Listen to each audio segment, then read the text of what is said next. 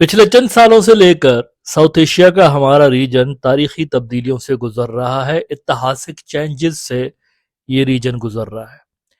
यहाँ पर ऐसी ऐसी तब्दीलियां रोनमा हो रही हैं जिसके बारे में कोई पहले सोच भी नहीं सकता था। पूरा रीजन इस तब्दीली की लपेट में है।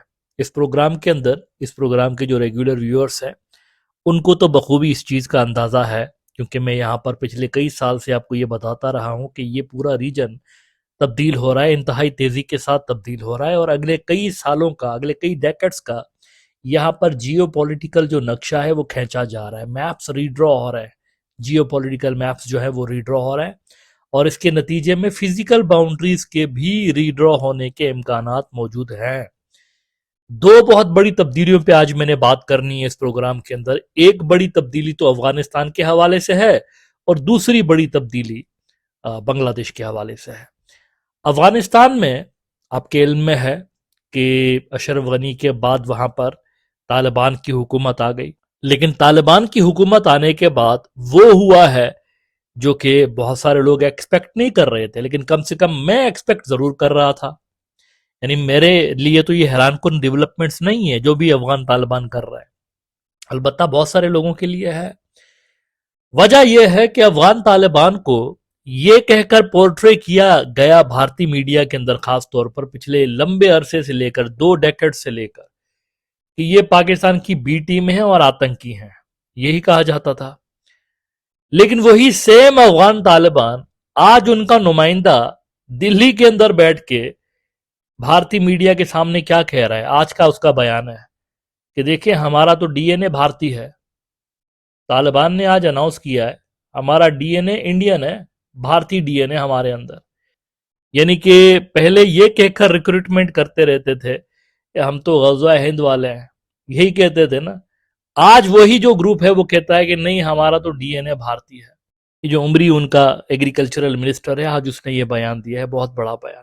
अब ना यही ग्रुप कुछ अरसे पहले तक, कुछ साल पहले तक भी पाकिस्तान को अपना माई बाप मान के बैठा हुआ था। सेम ग्रुप, ये रवायती एक वहां पर वतीरा रहा है अफगानिस्तान के अंदर, इसमें कोई नई बात नहीं है। वो जो मैंने बात की कि मुझे बिल्कुल हैरत नहीं हुई ये सब कुछ सुन के, क्योंकि ये अफगानिस्तान में मुसलसल होता रहा है राइट फ्रॉम 1947। अफगानिस्तान ने पाकिस्तान को तस्लीम नहीं किया था शुरुआत में।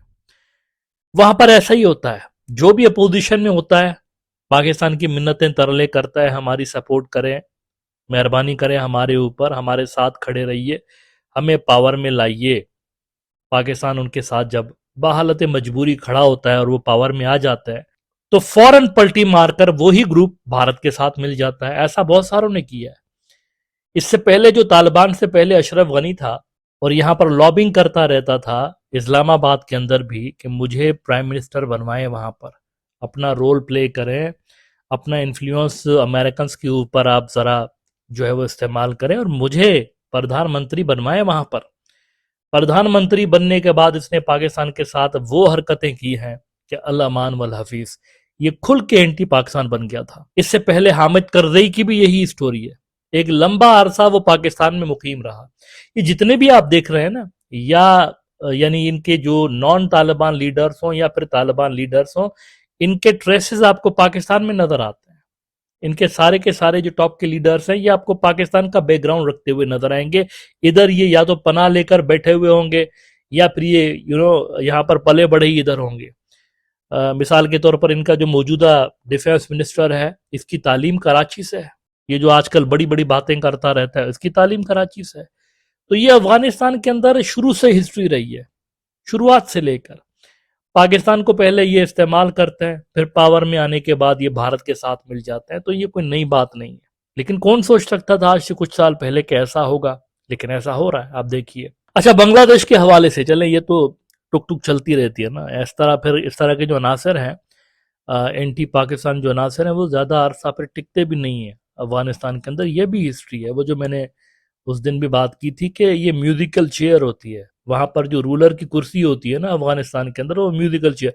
वो गेम देखा ना आपने, म्यूजिक बजता है, लोग कुर्सियों के गिर्द फिर रहे होते हैं, फिर म्यूजिक बंद होता है तो बैठ जाता है, तो उनमें से एक निकल जाता है, बाकी फिर दोबारा से वही साइकिल शुरू होता है। तो अफगानिस्तान के अंदर रूलर की कुर्सी ऐसे ही रही है 70 से लेकर, जब से वो किंगडम वहां पर खत्म हुआ है। तो यही चलता चला आ रहा है। कुछ कुछ सालों के बाद वो कुर्सी धड़ाम से गिर जाती है, कोई और आ जाता है। बहरहाल बात करते हैं जनाब बांग्लादेश के हवाले से। वहां पर भी एक बड़ी डेवलपमेंट, एक ऐसी डेवलपमेंट जो कि आज से कुछ साल पहले तक सोच नहीं सकता था कोई। मुजीबुर रहमान की बाक़ियात जो है वो ख़त्म हो गई वहाँ पर। मुजीबुर रहमान से ताल्लुक़ रखने वाली जो सियासी नज़रियात थे वो दफन हो गए वहाँ पर बांग्लादेश के अंदर। वजह इसकी भारत बनी, क्योंकि मुजीबुर रहमान साहब के सियासी नज़रिए में भारत की एक बहुत बड़ी हैसियत थी, भारत की एक बहुत बड़ी इंपॉर्टेंस थी। इसको नई नस्ल ने रिजेक्ट करके हसीना को भगा दिया मुल्क से। अब शेख हसीना साहिबा जब मुल्क से भागी हैं तो काफ़ी साल, 3-4 साल तो हो गए उनको, ये उधर ही पड़ी हुई हैं इंडिया के अंदर। इन पर इल्ज़ामात ये लगे कि जी ये अपने आबाई मुल्क भाग गई हैं। इनके जो अपोनेंट्स हैं वो कहते थे ये अपने होम कंट्री भाग गई हैं। असल में ये यहाँ से नहीं भागी बांग्लादेश से, ये असल में अपने होम कंट्री गई हैं। ये इनके क्रिटिक्स जो है वो इन पे इल्ज़ाम लगाते थे। इनके यहाँ से फरार होने के बाद इन पे मुकदमे चले, इन पे सजाएं हुई, लेकिन ये वहाँ पर मौजूद रही इंडिया के अंदर।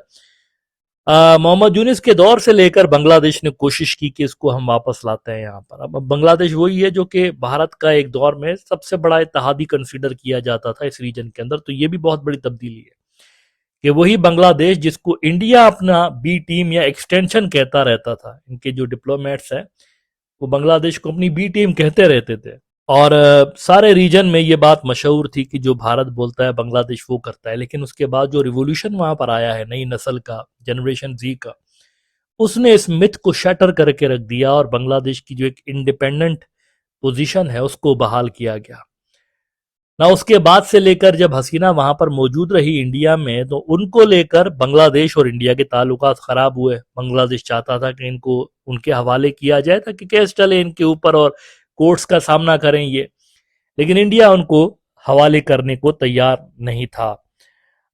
मौजूदा जो सरकार आई है, यानी मोहम्मद यूनिस के दौर में तो इंडिया ने उनको हवाले नहीं किया बांग्लादेश के, लेकिन मौजूदा जो सरकार आई है बीएनपी की, इनकी भी यही कोशिश रही कि हसीना साहिबा को हवाले किया जाए इनके, लेकिन इंडिया इनको भी मना करता रहा। अलबत्ता अब वहां पर कहानी में ट्विस्ट आ गया है। कहानी में एक ट्विस्ट आ गया है। देखें, अवामी लीग के लिए जबान जदे आम एक बात है बांग्लादेश के अंदर कि इस पार्टी को भारत चलाता है, इस पार्टी की पॉलिसीज भारत बनाता है, इस पार्टी को जो भारत बोलता है ये वही करता है। तो ये असल में उनके डाउनफॉल का सबब बना, ये परसेप्शन। अब हुआ यह है कि बांग्लादेश के मुतालबात को भारत पिछले काफी अरसे से लेकर चूंकि रद्द करता रहा और हसीना को उन्होंने हवाले नहीं किया, इस बीच लेकिन ऐसा हुआ कि भारत ने यह सुझाव दिया बांग्लादेश को, रिपोर्टेडली कुछ ऐसी रिपोर्ट्स पब्लिश हुई कि जी इनको हम आपके हवाले करते हैं, लेकिन आप इनको सजा नहीं देंगे, बल्कि आप एक काम करें, आप इनको ये जो आपका इनका जो गोपालगंज का मेरे ख्याल से फार्म हाउस है कोई, या फिर इनका कोई घर है वहां गोपालगंज में, तो इंडिया ने कहा रिपोर्टेडली कि ये गोपालगंज के अंदर आप इनको रखें और उनके उस जगह को सब जेल करार दे दें, यानी उसी को जेल डिक्लेयर कर दें, एक बड़े से किसी घर में रख के। अब नाम ये आएगा कि जी वो जेल में है, लेकिन वो बड़े मजे की जिंदगी उनको दें। Now why this was happening, ऐसा यानी ऐसा सुझाव क्यों दिया गया? क्रिटिक्स ये इल्जाम लगाते हैं कि जब भारत ने देखा कि यार सारे ऑप्शंस हमने बांग्लादेश को, बांग्लादेश की मिलिट्री को, मोहम्मद यूनिस को, ये मोहम्मद यूनिस के दौर में सुझाव दिया गया था, उनको प्रेशराइज करने के सारे हरबे इस्तेमाल कर लिए, लेकिन ये प्रेशराइज हो ही नहीं रहे। तो फिर उन्होंने एज अ रिजल्ट ये एक सुझाव दिया कि उनकी जो डीप स्टेट है भारत की, कि दोबारा से अवामी लीग को रेलेवेंट करने के लिए ज़रूरी है कि वहाँ पर इनको रखें, शेख हसीना को, और वहाँ से ये पार्टी को कंट्रोल करें, जेल से बैठकर ये अपनी पार्टी चलाएं। इस तरह का कोई अरेंजमेंट हम वहाँ पर पैदा करें, बिकॉज अवामी लीग ग्राउंड पे तितर बितर हो चुकी है, उसका कोई वजूद ग्राउंड पे नहीं रहा, एज अ पार्टी वो ख़त्म हो चुके हैं। तो पार्टी को बचाने के लिए ये फिर बीच में सुझाव इस तरह का दिया गया था, लेकिन उसमें भी उनको नाकामी नसीब हुई। अब लेकिन ये हुआ है कि अचानक से हसीना ने अनाउंस किया है कि मैं तो आ रही हूँ दिसंबर के अंदर, दिसंबर में मैं आ रही हूँ वहां पर बांग्लादेश। अब इसके पीछे क्या, उनके इस ऐलान के पीछे क्या हिकमत है, इस पे जरा बात करते हैं। मामला सारा यह है कि जैसे कि मैंने कहा, अवामी लीग तितर बितर हो चुकी है, पार्टी खत्म हो चुकी है, पार्टी में कोई जान नहीं रही। इनके लोग छुपते छुपाते फिर रहे हैं। इनके जो लोग हैं वो बहुत सारे पार्टियां बदल के तो दूसरी पार्टियों में चले गए हुए हैं, बहुत सारे सियासत से किनारा कश हो गए हैं, रिजाइन करके चले गए, सियासत नहीं करेंगे, पॉलिटिक्स नहीं करेंगे आइंदा। ये सूरत हाल है। तो ऐसी पार्टी और ऐसी लीडर फिर एक बर्डन बन चुकी है भारत के ऊपर। भारत इस तरह की पार्टी का करेगा क्या? यानी आप जरा कॉमन सेंस की बात है, उनको ये रख के बैठे हुए होंगे। उन्होंने हर तरह के, जैसे कि मैंने कहा, हरबे भी इस्तेमाल किए। उन्होंने वीज़ा बंद करके देख लिए, उन्होंने ट्रेड पे रिस्ट्रिक्शंस लगा के देख लिए, उन्होंने मिलिटरली बॉर्डर्स के ऊपर बांग्लादेश की बीजीबी को इंगेज करने की कोशिश की, पुश इन भी किए, सब कुछ किया। जो उनके बस में था उन्होंने सब कुछ किया। लेकिन क्या इस सब से बांग्लादेश की कोई पॉलिसीज यूनिस के दौर में या बीएनपी के दौर में कोई ज्यादा तब्दील हुई? नहीं हुई, नहीं हुई। ना उनकी पाकिस्तान पॉलिसी कोई ज्यादा तब्दील हुई है, ना उनकी चाइना पॉलिसी कोई ज्यादा तब्दील हुई है, ना उनकी फॉरेन पॉलिसी में जो बहुत बड़ा घुमाव आया है और मिलिट्री पॉलिसीज में, डिफेंस पॉलिसीज में जो बहुत बड़ा घुमाव आया है, शिफ्ट आया है, वो तब्दील नहीं हुआ इस सारे प्रेशर के बावजूद। तो इस पे अब वहां पर ये सोच गालबन पाई जा रही है साउथ ब्लॉक के अंदर कि हसीना को, वो कहते हैं ना, थ्रोन अंडर द बस। एक मुहावरा इस्तेमाल होता है, थ्रोन अंडर द बस, किसी को मुसीबत में धकेल देना, बली का बकरा बनाना, ये भी कहते हैं। तो कहा यह गया है इनको, अवामी लीग की जो सुप्रीमो है, कि देखें आप तैयारी पकड़ें, आपको हम वहां भेज रहे हैं। अब इससे ऑब्जेक्टिव क्या हासिल होंगे ये जरा देखिए, ये बहुत बड़ी गेम है। कुछ लोग बांग्लादेश में ये असेस कर रहे हैं कि नहीं, ये नहीं आएंगी यहाँ पर, क्योंकि सजा है ना इनको, ये आते ही गिरफ्तार होंगी और इन पे बड़ी भारी भरकम किस्म की सजाएं इनके लिए ऑलरेडी कोर्ट ने अनाउंस कर दी है। तो कुछ समझ रहे हैं ये सिर्फ लफाजी कर रही हैं, लेकिन ऐसा नहीं है। ये आ भी सकती हैं। इसके दो तीन वजूहात हैं। पहली वजह यह है कि वो जो अवामी लीग और वो जो प्रो इंडिया नजरिया था शेख मुजीब का, वो जैसे कि मैंने कहा दफन हो चुका है, खत्म हो चुका है बांग्लादेश में। तो पॉलिटिकली इंडिया का प्रो इंडिया स्टांस या प्रो मुजीब स्टांस को रिवाइव करने का एक ही तरीका है, और वो है सिंपथी वोट। सिंपथी वोट ये गालबन थोड़ा सा स्टडी किया गया है ईरानियन पैटर्न पे, मुझे ऐसा फील होता है, ये मेरी जाती राय है। ईरानियन पैटर्न यूं स्टडी किया गया है कि ईरान में जो पासदारान हैं, अब पासदारान और ये जो इमाम खुमैनी के बाद जो उनका रिवोल्यूशन आया था उनका, और उसके बाद से लेकर थोड़ा सा यूं ऐसा तासुर दिया गया कि वो इनकलाब मध्यम पड़ रहा है। तो उस इनकलाब को रिवाइवल कैसे मिला है? खामनई का ये जो वाकया हुआ, इनको असेसिनेट किया गया, उसके बाद से लेकर ये जो इनकलाब आया हुआ था खुमैनी का, वो दोबारा से ताज़ा हुआ है। और वहां पर जो इस्लामी गवर्नमेंट है ईरान के अंदर, वो पहले के मुकाबले में कई गुना ताकतवर हो चुकी है। उस पैटर्न को इस्तेमाल करते हुए ना, मैं ये नहीं कह रहा हूं कि ये कोई शेख मुजीब कोई खुमैनी था, मैं ऐसा नहीं कह रहा हूं, लेकिन ये पैटर्न असल में फॉलो करने की कोशिश की जा रही है कि यहां पर हम ये दिखाएं कि हसीना यहां पर पहुंचेगी, उसको उठा के जेल में डाल देंगे, तो माहौल हम ये बना देंगे मीडिया के जरिए, और जराए अबलाग पे कंट्रोल तो है ना भारत का मीडिया सेक्शन के ऊपर। तो माहौल ये बनेगा कि देखो कितना जुल्म हो रहा है, ओहो कितना जुल्म, बंगा बंधु की बेटी पे इतना जुल्म, देखो ये उनके वर्करों को डंडे पड़ रहे हैं, देखो ये हो रहा है, देखो वो हो रहा है, देखो कितना जुल्म हो रहा है इनके ऊपर।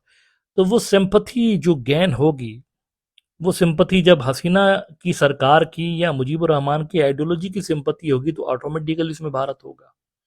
Anti India sentiments cool down होंगे। और ये कैश 22 सिचुएशन, ये इंडिया के अंदर ऐसा यानी कि गालबन सोच है कि कैश 22 सिचुएशन बीएनपी के लिए और तारिक के लिए भी होगी। अगर ये यहाँ पर आएंगी और उनको उठा के डायरेक्टली ये बोलेंगे जाओ उधर भाई, इनको लेकर जाओ और जो सजा इनको है कोर्ट ने दी हुई है वो इनको जबरदस्त कर दो, तो इससे एक रिवाइवल का चांस ये समझा जा रहा है कि मौजूद है। तो ये इस तरह से, इस वजह से असल में इनके रिटर्न की बातें की जा रही हैं, बिकॉज ये ऐसे ही बैठी रहेंगी अगर इंडिया, तो कुछ भी नहीं होगा ना। अगर उनको आप फ्री हैंड भी देंगे ना अवामी लीग को, कुछ सौ या कुछ हजार लोग भी अगर वो निकाल के लाएं सड़कों में, जब ये पावर में थे तब भी नहीं निकाल पाते थे, बिकॉज पब्लिक सपोर्ट नहीं थी। ये एडमिनिस्ट्रेटिव सपोर्ट की बुनियाद पे पार्टी की हुकूमत कायम थी वहां पर। जो ब्यूरोक्रेसी होती है ना, असल में ब्यूरोक्रेसी ही इस सेटअप को चला रही होती थी। पब्लिक की इसमें रिप्रेजेंटेशन इतनी नहीं होती थी क्योंकि इलेक्शन ही बोगस होते थे, वहां पर वन पार्टी इलेक्शन होते थे। तो ये पार्टी पहले ही असल में अवामी हिमायत काफी हद तक खो चुकी थी, इनके क्रिटिक्स ऐसा इन पे इल्जाम लगाते हैं। लेकिन अब तो सूरत हाल पहले के मुकाबले में काफी डिफरेंट है। तो वहां ये असेसमेंट है भारत के अंदर बाकायदा कि अगर हम यहाँ पर ये पत्ता खेलते हैं और एक सिंपैथी वोट गेन करने की कोशिश करते हैं, इस हवाले से अगर हम इनको थ्रोन अंडर द बस करते हैं अवामी लीग की सुप्रीमो को, तो शायद कुछ पॉजिटिव इसका रिस्पांस कम से कम यूं मिल सकता है कि और कुछ ना हो तो कम से कम ये प्रेशर ग्रुप के तौर पर तो वापस आ सकते हैं अवामी लीग एज अ पार्टी।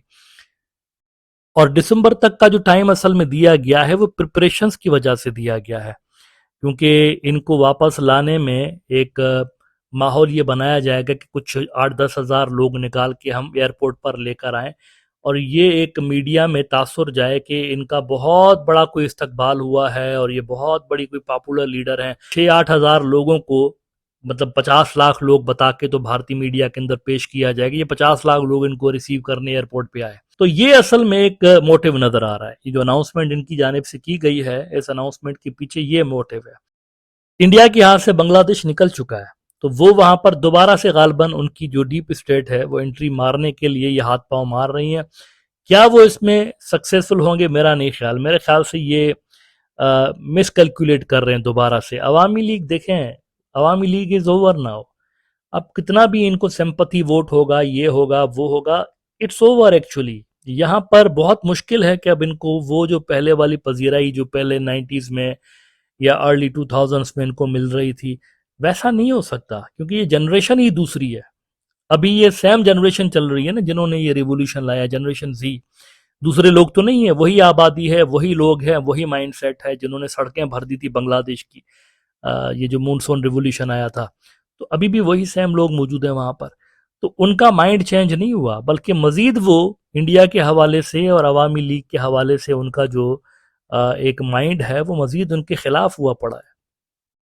ऐसे में अवामी लीग की सरबराह का बांग्लादेश रिटर्न होने वाला जो अनाउंसमेंट है वो अंधेरे में तीर की मानंद नजर आता है। अगर ये निशाने पे लग गया तो बहुत बड़ी बात होगी, लेकिन ये एक ब्लाइंड गैम्बल है असल में जो कि वो खेलने जा रहे हैं। और मोटिव असल में इसके पीछे सिंपैथी हासिल करना है और उस सिंपैथी की बुनियाद पे दोबारा से मुजीबुर रहमान साहब के आइडियोलॉजी को बिल्ड करना बांग्लादेश के अंदर, ये मोटिव नजर आ रहा है।